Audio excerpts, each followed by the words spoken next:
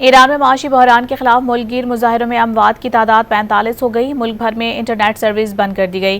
ایران کے مختلف شہروں میں مظاہروں کا سلسلہ نہ تھم سکا۔ 28 دسمبر سے جاری مظاہروں میں سیکیورٹی اہلکاروں سمیت 45 افراد ہلاک ہو چکے ہیں۔ ایرانی میڈیا کے مطابق احتجاج کے دوران ہتھیاروں سے لیس شرپسندوں کی جانب سے پولیس پر پتھراؤ اور براہ راست فائرنگ بھی کی گئی۔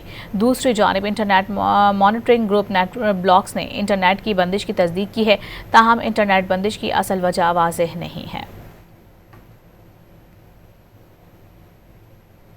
ایران میں معاشی بحران کے خلاف ملک گیر مظاہروں میں اموات کی تعداد 45 ہو گئی۔ ملک بھر میں انٹرنیٹ سروس بند کر دی گئی۔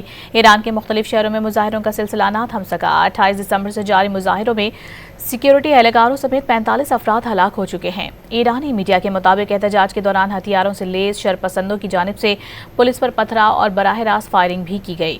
دوسری جانب internet monitoring group NetBlocks نے انٹرنیٹ کی بندش کی تصدیق کی ہے، تاہم انٹرنیٹ بندش کی اصل وجہ واضح نہیں ہے۔